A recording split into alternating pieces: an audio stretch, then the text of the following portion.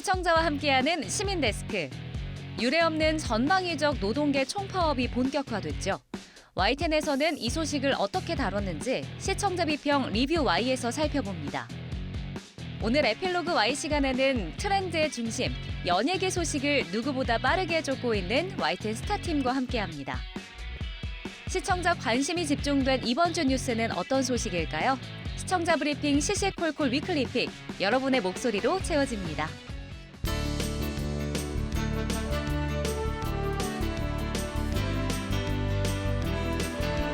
시청자 여러분 안녕하십니까? 김영수입니다. YTN 탐사 보도 프로그램 탐사보고서 기록 로스트 미얀마 편이 올해 민주언론상 본상을 수상했습니다. 탐사보고서 기록은 군부 쿠데타가 발생한 미얀마 현지 상황을 생생하게 다뤘습니다. 선정위원회는 위험을 무릅쓰고 언론 자유를 억압하는 군부 독재의 실상을 고발한 점을 높게 평가했습니다. YTN 홈페이지와 유튜브 채널을 통해서 다시 보실 수 있습니다. 미얀마 민주화 운동의 현주소를 재조명한 탐사보고서 기록 꼭 한번 시청해 보시기 바랍니다. 오늘 시민데스크 시청자 비평 리뷰 Y로 시작하겠습니다.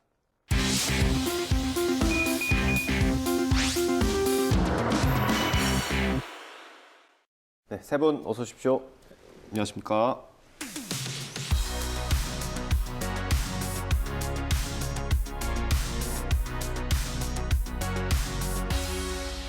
네, 시청자 비평 리뷰 Y 시작하겠습니다. 먼저 정영희 시청자 평가원께서 꼽아주신 오늘의 주제부터 들어보겠습니다. 최근 몇 달 동안만 해도 작업 현장에서 생명을 잃은 노동자가 적지 않습니다. 소비자들은 해당 기업의 제품을 불매 운동을 벌였고요. 그렇지만 노동 환경에는 큰 변화가 없었습니다. 오늘은 안전한 노동 환경과 처우 개선을 요구하는 노동자의 목소리, 즉 파업에 대해서 YTN이 어떻게 보도하고 있는지를 리뷰 Y에서 살펴보도록 하겠습니다. 네, 지난 24일 화물연대 파업이 시작이 됐고요. 이어서 철도, 지하철까지 파업을 했습니다. 보도 어떻게 보셨습니까? 네, 지난 11월 달에는 화물연대와 학교와 병원, 배달라이더 등 다양한 직종과 직업군에서 파업을 예고하거나 또 파업을 실행을 했는데요. 이에 대해서 YTN이 무엇을 어떻게 보도하고 있었는지를 YTN 홈페이지를 통해서 11월 한 달 동안 보도된 내용을 전체적으로 한번 점검을 해봤습니다.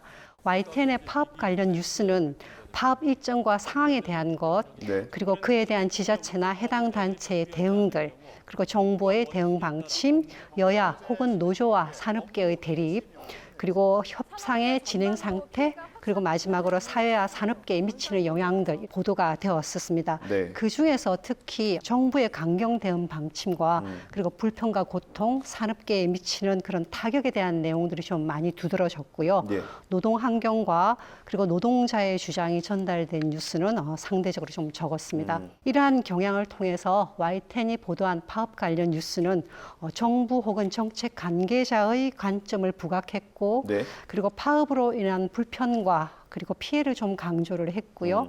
그리고 노동 환경에 대한 그런 심층적인 의견이 좀 부족하지 않았나라고 전반적으로 평가를 해봤습니다. 네, 전체적인 분석 말씀 들어봤고요. 그러면 하나하나 좀 살펴볼까요? 네, 지난 24일부터 화물연대가 파업을 시작을 했는데요. 관련해 YTN 보도에서 몇 가지 좀 아쉬운 점들이 있었습니다. 먼저 이번 파업을 이해하기 위해서는 지난 6월에 있었던 화물연대 파업을 좀 알 필요가 있는데요. 네. 지난 6월 화물연대는 올해 말 시행이 종료되는 안전운임제를 지속적으로 시행하고, 그리고 안전운임제가 적용되는 품목들을 확대해달라는 이유로 파업을 했었습니다. 네. 안전운임제, YTN 보도에서도 많이 전해드리고 있는데 이게 화물차주들의 최저임금 같은 제도라고 생각하시면 쉬울 것 같고요. 일몰제였기 때문에 이제 올해 말에 끝나는 제도입니다. 그래서 이번 좀 갈등이 예견됐었다는 분석이 많습니다. 6월 달에는 이제 이것들에 대해서 논의를 하자라고 얘기를 했었는데, 다른 언론사 보도를 좀 살펴보니까 실제 회의가 열린 거는 9월 한 달 있었고, 그리고 파업에 임박해서 11월 한 차례 회의가 있었다고 합니다. 그리고 9월 회의에서도 이제 국토부 같은 경우에는 그 운임제를 지속하는 것과 그리고 확대하는 것에 대해 되게 부정적인 입장을 내비쳤다고 합니다. 네. 그런 이유 때문에 그러니까 아무것도 나아진 게 없는 상황이고 논의도 안 됐기 때문에 같은 이유에서 다시 또 이제 파업을 한 거라고 볼 수 있는데요. 화물연대 당정 안전 운임제 연장 반쪽짜리 뉴스에서는 그러니까 제가 앞서 말씀드린 어떤 파업의 구체적인 배경이나 원인에 대한 설명 등이 등장하지 않습니다. 네. 실제 두 주체가 합의를 했는데 합의 이후 어떤 노력이 있는지에 대해서, 그러니까 정부 차원에서 어떤 노력이 있었는지에 대해서 검증하는 YTN 리포트는 이제 없었습니다. 그러니까 물론 기사에서 이제 화물연대 입장을 통해서 관련 사실을 전하긴 했는데 대체적인 톤이 정부가 이렇게 주장을 하는데 반박할 내용이 뭡니까?라고 이제 묻거나 네. 뭐 하고 싶은 얘기를 하십시오라는 약간 어떻게 보면 화물연대 입장을 일방적인 주장처럼 다루고 이것들이 사실인지 아닌지에 대해서 검증하는 절차가 거의 없었습니다. 네, 맞습니다. 덧붙이자고 하면 파업의 원인을 진단하는 기사도 굉장히 적었는데요. 그 사이에서 이제 제가 하나 발견한 것은 11월 23일 보도된 기사 화물연대 총파업 D-1 안전운임제가 뭐길래 이 뉴스는 조금 다른 방식으로 제가 한번 평가를 해볼 수가 있었습니다. 네. 이 뉴스는 화물연대의 파업과 관련해서 시청자가 궁금해하는 내용을 설명을 하고 있는데요. 그 내용을 보면 안전운임제에 관한 것, 그리고 화물연대가 파업하는 파업의 쟁점, 그리고 각계 노동자의 파업 그러니까 예고 일정들, 그리고 또 노란봉투법의 핵심 내용들을 이렇게 제시를 해줬습니다. 또한 화물연대 파업으로 인해서 이게 파업으로 규정될 경우에 쟁점이 될 수 있는 부분이 무엇인가에 대해서도 잘 설명을 하고 있었는데요. 8분여 동안에 구성된 뉴스이기 때문에 일반적인 다른 언론사의 그 종합 뉴스에서는 보도되기 힘든 뉴스 전문 채널인 YTN의 장점으로서 이렇게 만들어질 수 있는 프로그램이 아닌가라는 생각을 좀 했습니다. 방금 이제 평가원께서는 되게 좋은 점 말씀해 주셨는데 네. 저는 또 약간 아쉬운 점을 좀 말씀을 드리려고 합니다. 어떻게 보면 파업 보도의 전형이라고 할 수 있죠. 피해를 굉장히 부각하는 방식들이 보도에서 많이 눈에 띄었는데요. 24일 화물연대 5개월 만에 또 파업, 물류난 우려. 이 기사에서는 이제 화물 노동자들이 파업을 하게 된 배경보다는 또 파업을 하고 이것 때문에 문제가 생긴다라는 것들에 초점을 맞춰서 좀 얘기를 했고요. 그리고 뉴스라이더 이제 화물연대 총파업 D-1 두 번째 파업 강행 이유라는 기사에서는 1년에 2번 파업을 했다. 6월 달에 파업하고 또 한다. 부담이 되지 않냐. 예. 그리고 내지는 국민의 삶도 힘든데 또 부담이 없냐라는 식으로 이제 굉장히 화물 노동자들을 압박하는 질문을 이어가게 됩니다. 사실은 내용의 측면에서 보면은 또 다른 평가가 나올 수가 있습니다. 파업으로 인해서 불편이 발생하는 것, 고통이 야기되고 또 산업계가 타격을 받았다. 이런 주장이 많이 등장을 했는데요. 네. 심각한 피해, 경제 고통 가중, 차질 예상, 또 총파업 이런 헤드라인이 표시되거나 아니면 누군가의 발언을 따온 것처럼 이렇게 된 기사들이 좀 많았습니다. 네. 뉴스 자체를 가지고 문제 삼을 수는 없지만 네. 그렇지만 이런 내용만 강하게 부각이 될 때는 다른 의견들은 자연스럽게 목소리를 잃게 됩니다. 그렇게 본다 그러면 자칫하면 또한 언론이 주요 사안에 대해서 의견을 제시하지 못하고요. 네. 그리고 받아쓰기를 하거나 따옴표 보도를 한다는 그런 오명을 또 쓸 수도 있습니다. 저희가 돌이켜봐야 할 부분인 것 같습니다. 실장님께서 좀 덧붙여 주실까요? 파업을 왜 하는지를 이해하는 게 사실 쉽지가 않습니다. 사실 우리가 지금 안전운임제라고 말을 해서 서로 설명을 하고 듣고 하는데 정말 이걸 보는 사람이 지금 이해하고 있는지 저도 궁금하죠. 그게 또 어려움이 있다는 걸 말씀드리는 건데요. 그러다 보니까 이제 우리 YTN은 화물연대 그 박연수 정책기획실장님도 오셨고 또 박기란 그 전략조직국장님도 스튜디오에 직접 모셔서 그 설명하는 기회를 갖자고 하나 아마 취지였을 겁니다. 네. 6월 파업 이후에 왜 또 파업을 했는지 그 과정에 뭘 했는지 이거를 좀 더 자세히 설명하고 책임이 어디였는지 그걸 따져줬으면 하는 그런 부분을 지적하셨는데 굉장히 저도 공감이 됩니다. 사실 이게 노사 문제가 갑자기 튀어나온 건 아니거든요. 이 연원이 있고 이유가 있고 이해관계가 대립되고 충돌하는 거는 늘 있는 건데 그러면 이해관계가 대립되고 충돌하는 것을 조정해야 되는 사람은 어디서 뭘 했는지 그동안 그리고 언론도 마찬가지죠. 이걸 왜 정확히 파헤쳐서 얘기를 하지 않았는지 그런 지적을 하는 건 굉장히 공감이 되는 부분입니다.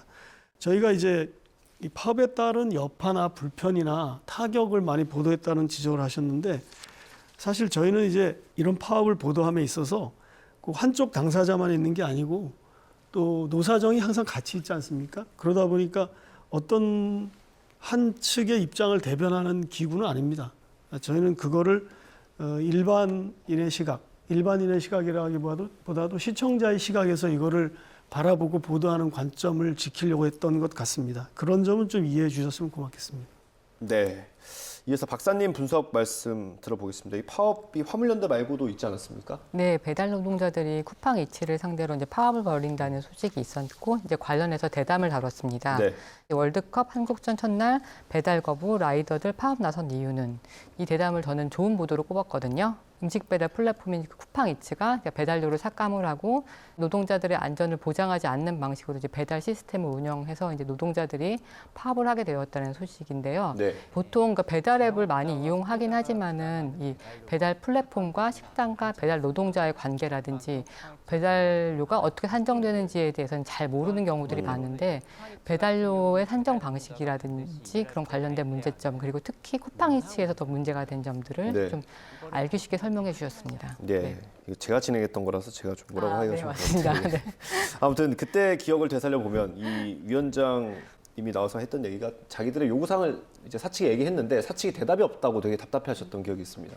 네, 그렇습니다. 대담에서 다룬 내용을 보면은 그러니까 일반적으로 플랫폼에서 이제 그 배달료를 산정하는 방식이 거리뿐만 아니라 당일 날씨라든지 어떤 도로 상황 이런 것들을 다 고려해서 그것들을 알고리즘에 반영을 해서 배달료를 산정을 하게 됩니다. 네. 그래서 알고리즘이 실시간으로 이제 배달료를 산정하기 때문에 같은 곳이라도 이제 날짜나 뭐 그날 날씨에 따라 달라지는 경우들이 있고 배달 비용이 근데 이런 것들이 배달료의 구체적인 산정 근거가 배달 노동자들한테는 공개되지 않습니다. 어떻게 보면 좀 알고리즘이라는 방패 뒤에서 회사가 되게 불투명한 방식으로 일방적인 방식으로 노동자들을 통제를 하는 것들인데 되게 어려운 부분일 수 있는데 이런 것들을 뭐 당사자의 설명이나 그리고 화면에 대한 것들, 뭐 배달앱 화면 그리고 배달 노동자들 대화 이런 걸 보여줘서 되게 잘 설명을 해줬던 부분이 인상적이었습니다. 예. 네, 저도 실시간으로 보면서 좀 인상 깊었던 뉴스가 있었는데요. 국립대 병원 하루 총파업, 공공기관 혁신안이 뭐길래라는 그 헤드라인의 기사였습니다. 네. 그 서울대 병원에서 하루 총파업을 했던 것을 이제 보도한 내용인데요. 정부가 그 추진하고 있는 공공기관 혁신안이 무엇이며 또 병원 노조는 왜 그것에 대해서 반대하는지를 짧은 시간 안에 잘 설명을 하고 있었습니다. 네. 서울대 병원 본원의 그 간호사 분들과 그리고 의료연대 본부의 그런 목소리를 잘 전달을 했는데요. 금방 말씀하신 것처럼 배달 플랫폼과 배달 노동자 얘기를 잘 풀어서 전달해 준 것처럼 그 병원의 노동자와 그리고 정부 사이의 합의가 이루어지는 과정에 대해서도 앞으로 지속적으로 잘 보도를 해주시기를 부탁을 드리겠습니다. 네, 노동자 목소리 전한 YTN 보도 긍정적으로 평가해 주셨고요. 노동자 심정을 좀 대변하는 노동계 소식도 중요하지 않습니까? 그렇죠. 지금 두 분이 특히 지적하신 부분 플랫폼 노동자가 사실 전 세계적인 문제입니다. 뭐 아까 말씀하신 것처럼 플랫폼 사업자는 그냥 스마트폰 그다음에 알고리즘 그런 문제로 더 큰 문제는 사실 이 골목 상권을 초토화시키는 포식자가 됐다는 게 큰 문제고요. 그다음에 이제 그 개인에게 가지고 있는 스마트폰을 매개로 이걸 노동을 시킨다는 거죠. 이것이 굉장히 어떤 근로 조건이라든지 인권 문제가 계속 생긴다고 생각하고 앞으로도 사실 이게 더 큰 문제여서 뭐 언론도 굉장히 관심을 가지고 있고 더 관심을 가져야 된다고 생각하고요. 근데 이제 공공 영역이라고 할 수 있는 정부 그다음에 언론을 포함한 시민사회. 그래서 같이 이 문제는 계속 더 다뤄야 되고 앞으로 더 많이 다뤄야 된다고 생각하고 두 분 말씀에 굉장히 공감합니다. 네, 그럼 오늘 리뷰 Y 내용 정리해 보겠습니다. 이것만은 꼭 시간입니다. 평가원님부터 한 줄 요약 들어보겠습니다. 뉴스는 포함과 배제 그 자체만으로도 힘을 가진다라고 말씀을 드리고 싶은데요. 앞으로 화물연대의 파업과 관련해서는 계속 협상이 시도되고 있는 상황이기 때문에 아마 이 방송이 나가는 날은 또 상황이 변동되어 있을 수는 있습니다. 예. 그렇지만 YTN의 파업 보도에서 노동자 환경과 파업이 일어난 배경 이것에 대해서 좀 더 꼼꼼하게 짚어주시고요. 그리고 노동자의 목소리도 충분하게 포함을 해주시기를 기대하고 있습니다. 네, 다음 이선민 박사님 한 줄 평 들어보겠습니다. 네, 첨예한 대립 상황, 양쪽 입장 검증 보도해야. 파업처럼 입장이 첨예하게 갈리는 사안의 경우 양쪽 입장을 전달하고 그치는 경우들이 좀 많은데요. 입장이 명확히 갈리는 사안일수록 더 정확하고 치밀하고 정확하게 내용을 검증하는 것이 필요할 것 같습니다. 네, 말씀해 주신 것처럼 오늘 녹화가 11월 30일 날 지금 진행이 되고 있습니다. 오늘까지 나온 보도 내용을 두고 얘기를 나눠봤고요. 본방송 때는 또 상황이 달라질 수 있습니다. 그 점 말씀드리고요. 오늘 리뷰 Y는 여기서 마치도록 하겠습니다. 세 분 오늘 말씀 감사합니다.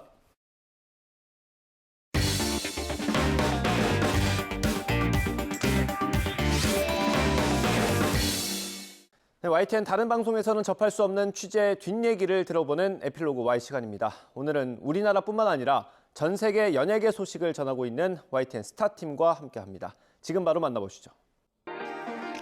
연예계 소식을 발빠르게 접하고 싶은 분들 여기를 주목해주세요. YTN은 정치, 경제, 사회뿐 아니라 연예계 기사까지 어느 하나 놓치지 않고 전해드리고 있는데요. 빠르게 변화하는 연예계 트렌디함을 놓치지 않는 YTN 스타팀. 트렌드를 놓치지 않는 나만의 꿀팁이 있다면 살짝 알려주세요. 저는 제가 많이 보고 듣는 것 같아요. 왜요? 업계 관계자들을 만나서 업계에 어떻게 돌아가는지 소식을 파악을 하고 컨텐츠를 많이 보다 보면 제가 파악을 더 많이 빨리 할 수 있기 때문이라고 생각을 합니다. 오늘 에필로그 Y 시간 YTN 스타팀 강내리 기자와 함께합니다. 네, 어서 오세요. 안녕하세요. 네, 반갑습니다. 자, 연예계 기사는 사실 눈이 가는 기사 중에 하나인 것 같아요. 저도 사실 매일 아침에 일어나서 연예계 기사 한 번씩은 꼭 클릭을 해보거든요. 네. 궁금한 게 많은데 오늘 좀 많이 여쭤봐도 될까요? 뭐 편하게 많이 물어보세요. 알겠습니다. 자, 먼저 YTN 스타팀을 대표해서 나와주셨으니까 어떤 일을 하고 계신지부터 소개를 해주세요. 팀명에서 보이듯이 저희는 스타들을 취재하는 팀이고요. 이제 연예부 기자들이라고 보시면 되죠. 근데 뭐 연예팀 안에서도 좀 세부적으로 파트를 나눠서 담당을 하고 있기는 해요.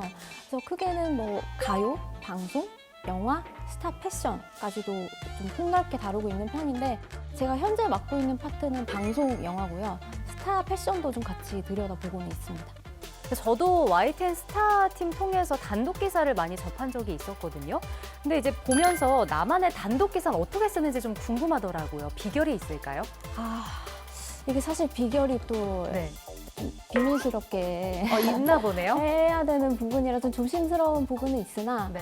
제가 취재를 할 때 항상 가장 중요한 1원칙으로 생각하는 거는 취재원 보호와 관리예요. 모든 기자들이 그렇겠지만 제가 이제 기사를 완성해서 대중한테 선보일 수는 있지만 그 과정에 있어서 제가 정보를 얻게 된 소스들을 제가 막 쉽게 말하고 다니면 저의 신뢰도에 있어서 좀 문제가 생길 거 아니에요. 네. 그러면 다음 취재를 하기가 어렵기 때문에 저는 취재원 보호와 관리를 좀 가장 중요하게 생각하고 그런 것들을 기반으로 좀 저희가 단독 기사를 많이 쓸 수 있지 않나. 그리고 기사를 제가 쓰게 되는 과정까지만 관리를 하는 것이 아니라 사후 관리도 좀 열심히 하려고 합니다. 그러면 우리 강 기자가 직접 썼던 단독 기사들 중에서 좀 기억에 남는 취재 얘기가 있을까요? 올해 혹시 주변에 친구들이나 지인분들 결혼 좀 많이 하시지 않았어요? 그래도 네, 몇 명 한 것 같아요. 청첩장 네. 좀 받으셨죠? 그렇죠. 스타분들도 마찬가지였어요. 이제 연예계에서도 좀 톱스타 커플들이 많이 탄생을 했거든요. 말씀드릴 수 있는 게 이제 제가 손예진, 현민 씨 결혼하셨을 때 3월이었거든요. 그때 이제 비공개 결혼식이었는데 제가 청첩장을 단독으로 입수를 해서 이제 기사를 보여드렸었고 그 이후에 이제 배우 겸 가수 장나라 씨도 촬영 감독분과 결혼을 하셨는데 그때도 이제 청첩장을 단독으로 입수를 해서 선보여서 약간 청첩장 입수 전문 기자라는 그러네요, 지금. 별칭이 생기기도 했는데 제 나름대로는 좀 뿌듯함을 많이 느꼈던 취재들이었습니다. 취재를 하시다 보면 사실 마음대로 좀 되지 않을 때도 있을 것 같거든요. 네. 그럼 내가 이제 취재하려고 정말 이렇게까지 해봤다 하는 그런 비하인드 스토리들도 있을까요? 많이 있는데 뭐부터 설명을 드려야 될지 네. 좀 고민이 될 정도로. 근데 지금 일단 처음으로 생각나는 건 저희가 이제 본인한테 직접 그 어떤 사안에 대한 확인을 거치는 게 가장 정확할 때가 있어요. 그러면은 이제 뻗치기라는 소위 단어를 저희가 쓰는데 네. 이제 무작정 대기를 하는 거예요. 진을 기다리는 치는 거죠. 네. 거군요. 근데 그게 사실 뭐 우리가 시간 약속을 해서 언제 끝날 거다 업무가 이때쯤엔 취재할 수 있을 것이다라는 그 확답이 있으면 좀 어렵지 않을 것 같은데 정말 무작정 하루 종일 기다려야 될 때도 있고 그리고 보통 뭐 이렇게 누군가 나와서 제가 답을 얻으려고 기다릴 때는 야외거나 막 밤 시간이거나 이럴 때가 많아요. 네. 그럼 이렇게 취재하실 때 이제 소득 없이 그냥 가신 적도 그럼 많으시겠네요? 많이 있어요. 좀 억울하죠. 제가 취재를 안 했던 부분이 아닌데 이게 성사가 안 됐을 때는. 근데 그런 부분들이 모이다가 언젠가 한 번은 꼭 이제 좀 큰 취재를 완성할 수 있게 되더라고요. 그래서 그냥 꾸준한 노력은 필요한 것 같아요. 사람 간의 관계가 좀 중요한 연예계 이 기사 특성상 취재하면서 어려움도 사실 많으실 것 같거든요. 네. 이런 것들은 어떤 것들이 있었나요? 최근 한 2, 3년 정도는 코로나 이슈가 있었잖아요. 그래서 사실 기자가 이제 발로 뛰면서 사람을 많이 만나서 취재를 완성해야 되는 직업인데 만나자고 하기가 좀 조심스러운 상황들이 있었어요. 그러면 뭐 전화로 취재를 할 수도 있고 메일을 주고받을 수도 있지만 아무래도 사람이 이제 얼굴을 보고 눈을 보면서 얘기할 때 좀 더 진솔하고 좀 더 딥한 얘기가 나올 수 있잖아요. 그래서 그런 부분들이 좀 마음처럼 되지 않았었다 보니까 2년 정도는 조금 그런 힘듦이 있기도 했었는데 지금 좀 회복이 되고 있는 단계니까 앞으로는 좀 더 상황이 나아지기를 바라봅니다. 네. 우리 강 기자께서 이제 일하면서 얻는 원동력, 보람을 느끼는 순간도 있을 것 같은데 어느 순간들이었나요? 원동력이라고 말씀을 드린다면 뿌듯함을 느끼는 순간들인 것 같은데 제가 이제 뿌듯함을 느끼는 게 대중이 미처 알지 못했던 하지만 관심을 갖고 있었던 사안에 대해서 제가 최초로 전해드리고 그 기사에 대한 반응이 굉장히 뜨겁게 올 때 저는 그거에 대한 뿌듯함을 굉장히 많이 느끼는 것 같고 저는 사실 제 인생에서 기사를 써서 그게 완성됐을 때 느끼는 뿌듯함보다 더 큰 뿌듯함을 느끼진 못했었던 것 같거든요. 근데 그런 게 크다 보니까 좀 그런 걸 계속 느끼기 위해서 취재할 때 좀 어려움들이 있어도 그런 것들을 좀 참고 계속 해 나가려고 하는 것 같아요. Y 초점, Y 터뷰, Y 랭킹, Y 리뷰, Y 패션, Y 현장, Y 이슈 굉장히 많더라고요. 네, 많아요. 이렇게 다양한 타이틀을 건 기사도 많은데 이거 좀 너무 많아서 근데 몇 가지 소개 좀 해주세요. 일단 공통적으로는 Y는 YTN의 Y를 딴 거고요. 그리고 좀 정기적으로 나가는 코너가 있어요. Y 랭킹이라고. 그래서 랭킹은 한 주간의 패션 베스트 워스트를 저희가 정리를 해서 기사를 내보내는 거거든요. 그래서 그게 보통은 주말 아침에 이제 송고를 하는데 저뿐만 아니라 다른 기자들도 모여서 토론을 해요. 그리고 제가 이제 스타 패션 파트를 취재를 하면서 알게 된 전문가분들, 뭐 스타일리스트 분들이라든지 그런 분들의 자문도 이제 좀 저희가 들어보고 종합적으로 취합을 하고 또 투표까지 해서 기사를 이제 완성을 하는데 기자들의 코멘트를 좀 넣어요.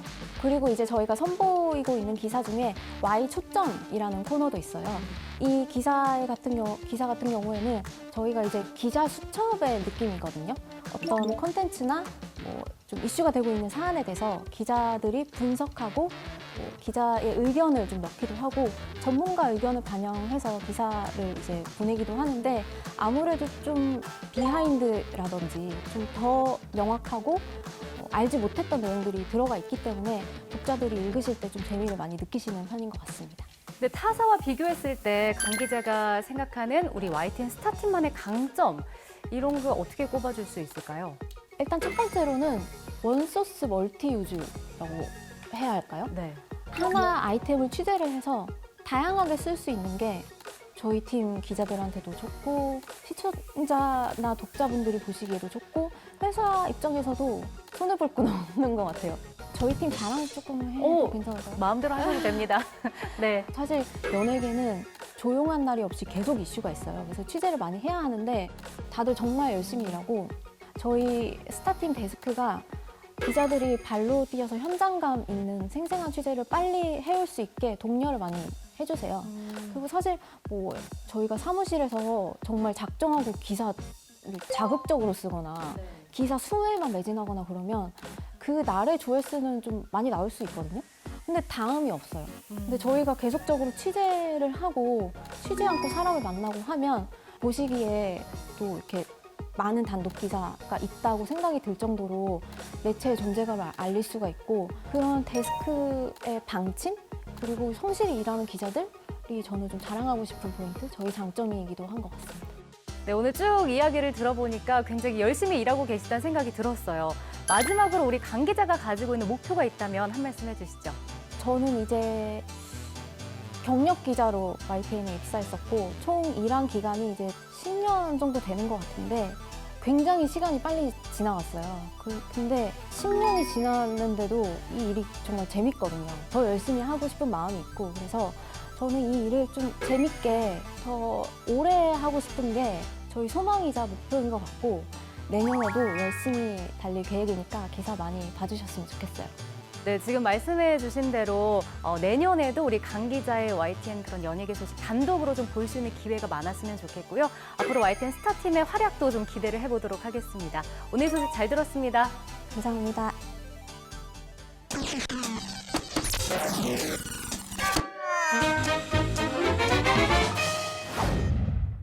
YTN을 통해 방송된 다양한 소식을 시청자와 함께 돌아봅니다. 이번 주 YTN을 뜨겁게 달군 이슈로 준비했습니다.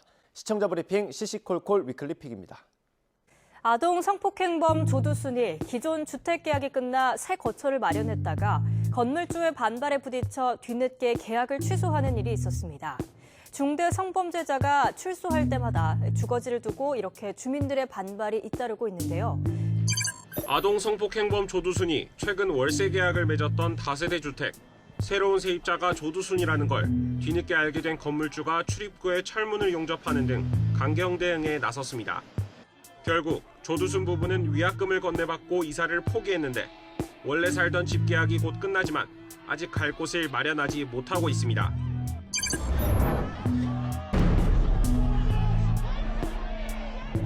법무부는 중대 성범죄자라고 해도 출소 뒤 거주지는 본인이 선택할 권리가 있는 만큼 따로 강제할 방법이 없다는 입장입니다.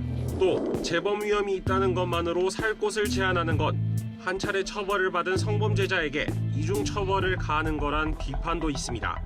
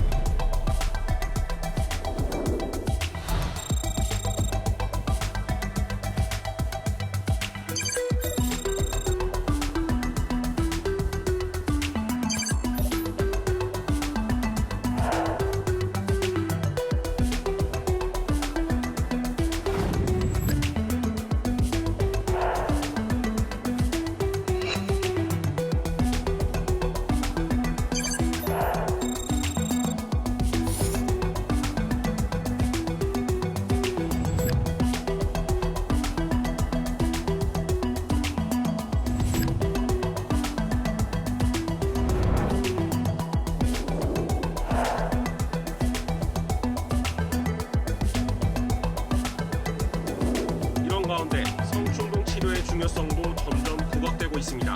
다시 범죄를 저지를 가능성이 낮다고 믿고 안심할 정도로 치료가 이루어지면 성범죄자의 거주지를 둘러싼 지역사회의 불안감도 어느 정도 누그러질 거란 겁니다.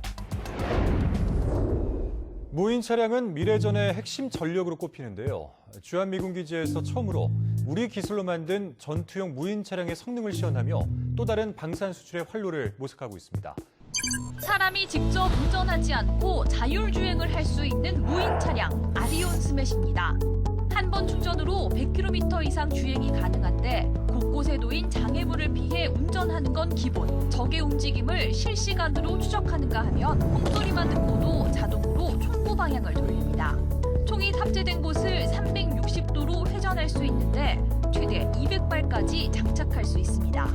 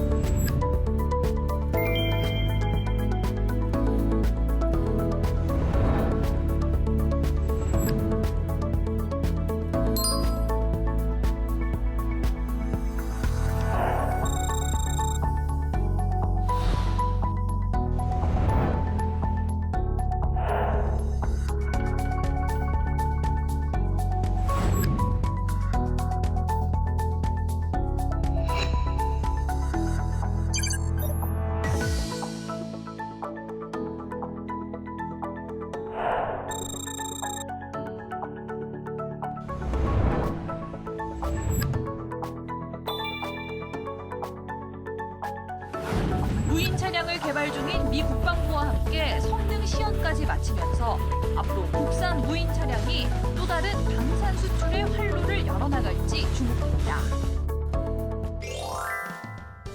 유세에서 화물연대가 계속 사업하는데 화물연대가 요구하는 게 무언가 구체적으로 알려주시고 정부가 또 어떤 대책을 갖고 있는지도 잘 설명해서 시청자가 내용을 확실히 알 수 있도록 했으면 좋겠습니다.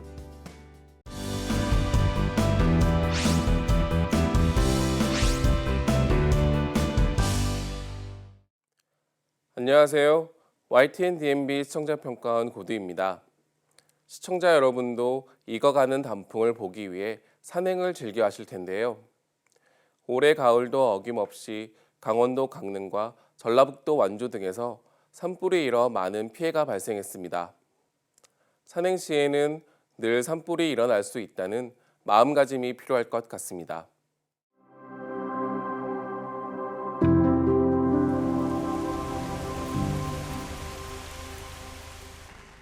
특집 불 꺼진 자리에 희망을 심다는 지난 3월 경상북도 울진과 강원 삼척 등에서 발생한 대형 산불로 인해 삶의 터전을 잃은 사람들이 이를 어떻게 극복하고 대처하고 있는지를 보여주는 프로그램입니다. 먼저 산불로 인해서 송이버섯의 서식지가 사라졌고 앞으로 70년에서 100년은 지나야 회복이 가능하다는 지역 주민의 말이 전해졌습니다. 화마로 인해서 까맣게 변해버린 산의 전경과 재로 변해버린 나무 기둥, 마른 잎을 살짝 들춰내기만 해도 보이는 검은 흙의 모습을 볼 수 있었는데요. 산불의 위험성을 몸소 알 수 있는 부분이었습니다. 뒤를 이어 본격적으로 산불로 인해 발생한 피해를 복구하는 사람들의 모습이 전해졌습니다. 장마철에 2차 피해가 발생하지 않도록 산불에 약해진 나무를 정리하고 나무를 심어야 할 곳에 땅을 다지고 씨를 뿌리는 작업이 병행되었습니다. 산불로 인한 피해는 한순간이었지만 이를 회복하는 과정이 쉽지 않음을 짐작할 수 있었습니다. 지역의 유전 다양성을 보존하기 위해 종자 채취 작업이 이루어지는 장면을 볼 수 있었는데요. 채취 이후에 건조 작업을 거쳐 저장이 이루어지는 시드볼트에 대한 설명도 함께 전해졌습니다. 국내외 야생식물의 종자를 연구 보관하는 시드볼트가 우리나라에서도 운영이 되고 있다는 사실을 알 수 있어 매우 흥미로웠습니다. 산불이 발생한 지역을 현장 방문하여 조사한 후 어떤 방식으로 이를 복원할지에 대해 다양한 사람들의 의견이 전해졌습니다. 자연환경 및 야생동물 등의 전문가의 의견이 전해졌고 해당 지역에서 오랫동안 살아온 지역 전문가의 의견도 함께 전달되었는데요. 학계와 정부 관계자, 지역 주민 등 다양한 의견을 종합적으로 들을 수 있어 좋았던 부분이었습니다. 자연복원과 조림복원에 대해 설명이 이루어졌습니다. 얼핏 생각하기에는 사람의 손을 빌려 복원하는 조림복원과 자연의 힘을 믿고 기다리는 자연복원의 두 가지 방식이 어떤 차이가 있는지 알기 어려울 수 있을 텐데요. 전문가의 자세한 설명과 각각의 복원 방식에 대한 영상 화면이 더해져 쉽게 이해할 수 있었습니다. 훼손된 산림의 생태계 및 생물 다양성을 회복하는 과정을 생태복원이라고 한다고 설명되었는데요. 자연복원력이 있는 곳은 자연에게 맡겨두고 그렇지 못한 지역은 자연복원력을 높이는 방식으로 복원이 이루어지는 모습을 볼 수 있었습니다. 자연을 회복하는 과정에서 드론과 같은 인간의 최첨단 기술이 도움이 되고 있다는 것을 알 수 있었습니다. 사람들이 나무와 나무 사이의 간격을 벌려주는 등의 숲 가꾸기를 통해 산불이 일어나도 옆나무로 번지지 않고 땅으로 내려와 산불의 크기를 줄일 수 있다는 설명이 전해졌는데요. 지난 산불의 경험을 통해서 앞으로 일어날 수 있는 피해를 최소화하려는 사람들의 노력을 엿볼 수 있었습니다. 특집 불 꺼진 자리에 희망을 심다는 대형 산불로 인하여 자연의 일부가 사라지고 삶의 터전을 잃어버린 사람들의 모습을 다루었습니다. 산불의 위험성과 함께 이를 회복하고자 하는 사람들의 모습에서 미래에 대한 희망도 함께 찾아볼 수 있었습니다. 앞으로도 특집 불 꺼진 자리에 희망을 담다와 같은 프로그램을 통해 다양한 정보를 시청자들에게 전할 수 있기를 바랍니다. 시민데스크는 시청자 목소리로 YTN을 더 깊이 되돌아봅니다. 방송에 대한 여러 의견들 SNS와 홈페이지 또 전화를 통해서 남겨주시고요. 저희는 다음 주 더 소중한 시청자 의견으로 돌아오겠습니다. 시청해주신 여러분 고맙습니다.